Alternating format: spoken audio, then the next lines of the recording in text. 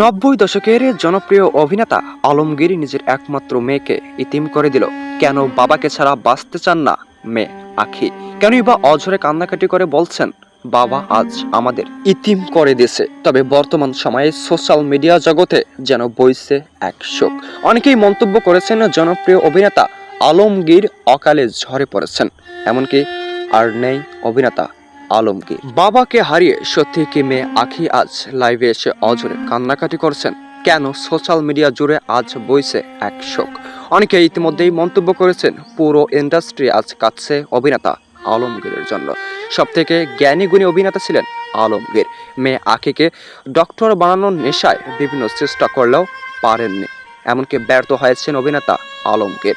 তাই তো আজ যেন পৃথিবী ছাড়ার পরপরই মেয়ে ভুল বুঝতে পেরে কান্নাকাটি করছেন আখি। অকালে মৃত্যুর পর তবে বইছে সোশ্যাল মিডিয়া জুড়ে বিরোধ মন্তব্য। অনেকেই মন্তব্য করেছেন সত্যি কি আর নেই অভিনেতা আলমগীর, নাকি মেয়ে মিথ্যা কান্না কাঁদছেন, নাকি পুরো সোশ্যাল মিডিয়া জুড়ে ছড়ানো হচ্ছে গুজব, যা বাস্তবতার সঙ্গে কখনোই মিল নেই, তাকেই বলছেন অনেকেই গুজব। আলমগীর ভক্তদের মন্তব্য, কখনোই কান্নাকাটি করেননি মেয়ে আখি। আলমগীরের একমাত্র কন্যা আখি কখনোই অঝরে কান্নাকাটি করেননি। শুধুমাত্রই সোশ্যাল মিডিয়া জুড়ে আজ ছড়ানো হচ্ছে মিথ্যা গুজব অভিনেতা আলমগীরকে নিয়ে।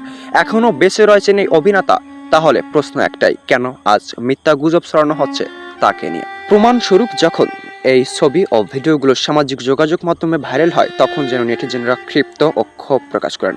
মন্তব্য করেছেন এগুলো সত্যিকারই ফেক ছিল। তবে কি এগুলো সত্যিকারই ফেক? আপনার মতামত কি?